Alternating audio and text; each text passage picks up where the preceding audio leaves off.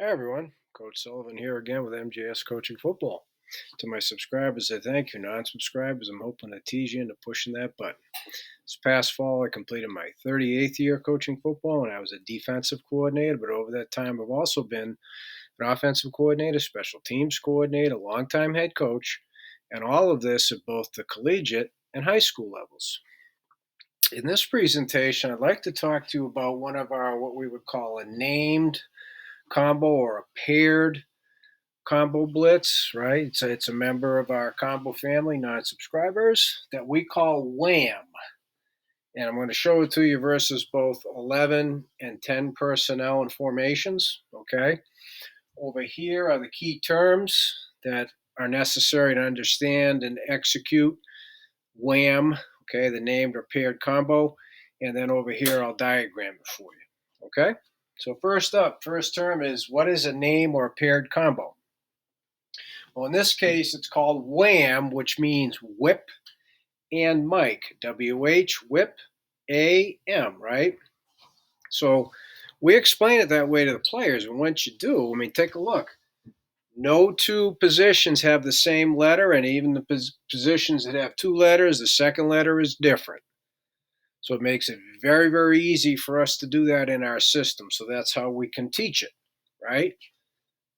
W-H, whip, M, Wham, whip and Mike.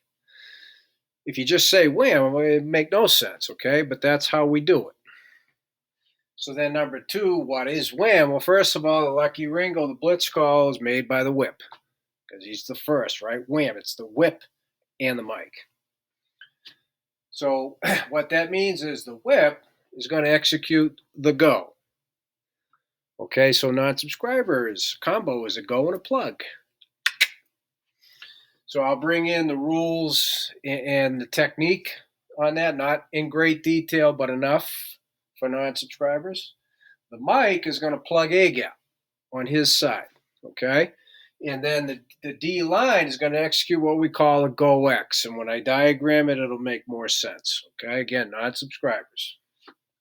The coverage is number three, what we call trio, one of our zone blitz coverages, non-subscribers.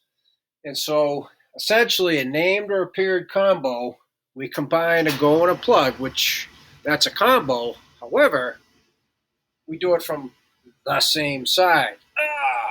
So it's a whole different blitz pattern for the offense. Okay? So I'm showing it to you versus 11 and 10, but it's good versus 12, 20, 21, 22 as well. Okay, it's good versus them all. It's also a number 6, good versus both run and pass. It's good versus both zone read, power read. It's good versus RPO. Okay? So with that, we're going to come over here now.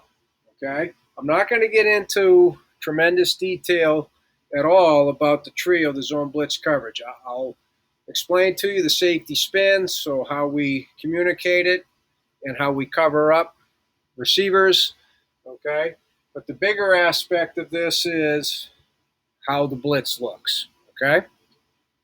So up top, it's versus 11, what we call gun Dallas pistol, so D, 2x2 non-subscribers.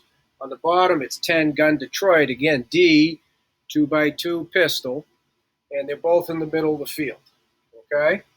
So non-subscribers push the button, but because our whip and Mike line up on the same side, that's how they're able to both blitz off the same side. So that's how we can pair them up or name them, Whip and Mike, right? See how this works? So over here, up top of versus 11, it's a lucky because the Whip and the Mike are left. And the call we make is a Louie to make sure that the safeties are spinning in the same direction, okay? So as I mentioned here, right, the whip is executing a go. Now, the whip is coming from 12 yards and a one back. So the whip has to creep, right? This is part of rules and technique, and it's based upon snap indicator of the quarterback. There are all kinds of different snap indicators. We'll just say for this presentation, when the quarterback does this. So when quarterback does that, the whip begins the creep technique. So our safeties have their inside foot up, And so they move that first, so they're always playing out of their stance, and they can dig off the front toe and cross over, right? The landmark, heels of the outside linebacker minimum be in between the inside linebacker and the outside linebacker, so they're not offsides. They can see the ball, okay? So from there, because there's a tight end, he's going to come hard off the butt of the tight end, but his real aiming point is the butt of the tackle. So that's not necessarily possible all the time.